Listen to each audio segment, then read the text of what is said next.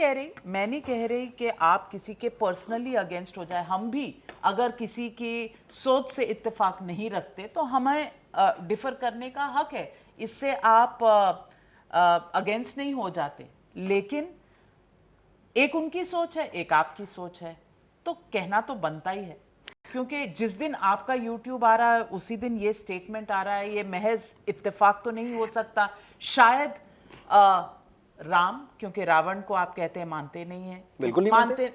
बिल्कुल। हाँ? तो राम का शायद आदेश होगा कि इस पर 2 लाइनें तो बनती हैं। देखिए, मैं एम्पायर जो उनकी सीरीज है, मैं इसके बारे में कुछ नहीं जानता था, और ये मैं सच कह रहा हूँ। ना मुझे वो टाइमिंग का अंदाज़ा था कि जब मैं ये ट्वीट कर रहा हूँ तो उस वक्त ये चीज़ ब्रू हो रही है। मुझे कुछ नहीं पता था। मैं अपना काम कर रहा था, वो अपना काम कर रहे थे। अब ये अलग बात है कि हम ऐसा टकरा गए एक जगह पे आके, और जब टकरा गए तो उनका अपना सच है। उनका सच तो साफ साफ दिखता है कि वो कमर्शियली मोटिवेटेड है। मेरा सच कहीं से कोई मोटिवेटेड नहीं है। मुझे क्या मिल रहा है, मुझे आपके पास यहाँ के क्या मिल रहा है। कुछ लोग उस पर लिखते हैं ट्विटर पे, मैं देखता हूँ और मुझे हंसी आती है और मुझे उन पर रहम आता है कि आपको कितने पैसे मिले ये सब करने के लिए। मैंने कहा भैया, मैं जीएसटी मिला के और बाकी टैक्सेस मिला के करोड़ों का टैक्स भरता हूँ। मैं एक आलीशान ज़िंदगी अपने दम पे जीता हूँ, जो ज़िंदगी मैंने बनाई है। मैंने अपने लिखने के दम पे, अपने शब्दों के दम पे। मैं 7 दिन हफ्ते के काम करता हूँ और मेरी टीम 7 दिन काम करती है। मैं 18-19 घंटे रोज़ काम करता हूँ ताकि मैं ढंग की ज़िंदगी जीता रहूँ। मुझे ज़रूरत नहीं है इन छोटी छोटी चीज़ों में पढ़ने की कि मैं कुछ बोल दूँ ताकि मुझे कहीं से कोई कमर्शियल फ़ायदा हो जाए। ये सब मेरा काम नहीं है।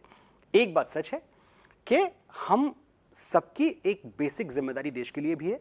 जब हम एंटरटेनमेंट स्पेस में हैं और हमें पता है कि ये वो देश है जो एंटरटेनमेंट से हमेशा असर लेता रहा है, कि वो उसको सिर्फ एंटरटेनमेंट के तौर पर नहीं देखता, हम उसको सच समझ बैठते हैं। हमने सच समझा ना मुगल आजम को, और कितने बड़े झूठ को सच समझा। जब हम वो डायलॉग सुनते हैं, तुम मुगलिया सल्तनत का ताज पिघलाकर एक रक्कासा के पांव की पाजेब बनाना चाहते हो, हिंदुस्तान की अजीम व शान तख्त पर एक हसीन लौंडी को नचाना चाहते हो, और हम तालियां बजाते हैं कि यार क्या जबान बोलता है, क्या उर्दू बोलता है। अकबर के टाइम तक तो उर्दू बनी ही नहीं थी, उर्दू को पता ही नहीं था। अकबर ने कभी उर्दू नहीं बोली है लाइफ में। पर ठीक है, हम इस सबको माफ करते हैं। हम तब तक माफ करते हैं जब तक आप हमारे गले के नीचे ऐसी चीजें नहीं उतारेंगे जो सच से कोसों दूर हैं, जो हमें हार्म करती हैं। हमें जोधा अकबर की लव स्टोरी हार्म करती है, क्योंकि जोधा अकबर की लव स्टोरी की तुलना मैं अचानक देखता हूं, मैं आर्टिकल्स पढ़ता हूं कि जैसा राधा कृष्ण का प्रेम था वैसा जोधा अकबर का। वाह भाई वाह, ये प्रेम तो हम, मतलब इसको क्या कहें हम इस प्रेम को, कि जोधा तीसरी बीवी थी उनकी, और उसके बाद ऑन रिकॉर्ड विकिपीडिया बताता है 12 शादियां और की थी। पर Wikipedia is not so dependable. No, Wikipedia is not dependable. But चलिए विकिपीडिया हटाते हैं, जो हिस्ट्री बताती है वो थी कि 40 के ऊपर की थी। एक तो मानिए विकिपीडिया मानिए या दूसरी हिस्ट्री मानिए, 40 के ऊपर हिस्टोरिकल फैक्ट्स हैं। और मैं परी खाने की बात नहीं कर रहा, जिस परी खाने में कितनी औरतें थी हम जानते ही नहीं है।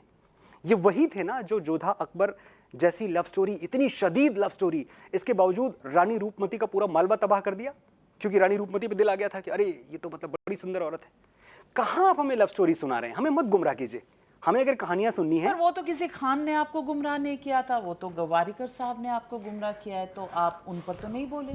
नहीं, तब तो खैर मैं, ना मेरे पास आवाज़ थी, फैक्ट यही है, और ना मैं तब इतना समझता था चीज़ों को। तो जैसा जैसा मेरा शऊर मैच्योर हुआ है, मेरी सेंसिबिलिटीज़ मैच्योर हुई हैं, तब मुझे लगा कि बोलना पड़ेगा, क्योंकि अपने ज़ाती फ़ायदे के लिए चुप रहना ये ठीक नहीं है।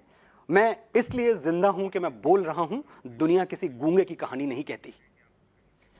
मैं ये पूछना चाहती हूँ कि आप कह रहे हैं आप मैच्योर हो गए, आपकी सेंसिबिलिटीज़ सुधर गई, आप समझने लगे, अप्रिशिएट करने लगे हैं अपना इतिहास। लेकिन लोगों का कहना है कि आपने जो कहा है एक व्यंग है और सेल्फ पब्लिसिटी और माइलेज के लिए किया। जिस आदमी के गाने बिलियन बिलियन पार कर रहे हैं रोज़, मुझे पब्लिसिटी की ज़रूरत है? आप ये तो समझने की कोशिश पर करें। आप फिर डर क्यों रहे हैं? कबीर खान पर आप दो लाइनें क्यों नहीं कह रहे? नहीं, कबीर खान पे मुझे 2 लाइनें, कबीर खान पे एक फाइनल मेरा क्लोजिंग नहीं। मैं पोइट्री में तो खैर जाऊंगा तो बात बहुत आगे निकल जाएगी। नहीं मैं तो बात निकलेगी तो फिर दूर तलक जाएगी। लोग बेवजह उदासी का सबब पूछेंगे। देखिए, आज कबीर खान साहब उन लोगों को बादशाह बताने की कोशिश कर रहे हैं या ज़िले इलाही बताने की कोशिश कर रहे हैं जिनमें, एक तो मैंने शो देखा नहीं है, तो मैं इतना डिटेल में बात नहीं कर सकता, लेकिन मैं ये ज़रूर कह सकता हूँ कि जब आप कहते हैं किसी को कि ज़िल्ले इलाही का मतलब होता है खुदा की परछाई। एक आदमी जो इस दुनिया में रह के भी इस दुनिया से ऊपर है, वो इतना प्योर है, इतना पवित्र है और इतना सैक्रोसैंक्ट है, ऐसे इंसान की बात आप कर रहे हैं, तो उसमें फ्लॉज ढूंढने से आपको मिलने नहीं चाहिए। और मैं 2000 फ्लॉज गिना सकता हूँ आपके सारे हीरोज़ के। लिपट के रोई बहुत गुर्बतों से तहजीबें, किसी जलील को जब आलम पनाह कहना पड़ा, खुदा का कहर है, इस मुल्क की तरक्की है, भिखारियों को हमें बादशाह कहना पड़ा। ये लुटेरे, ये भिखारी जो हमारे यहाँ आए, हम इनके आगे झुक के सजदा कर रहे हैं, हम इनको सलाम कर रहे हैं। कर लिया हमने, 400 साल कर लिया, अब नहीं करेंगे। This must and now.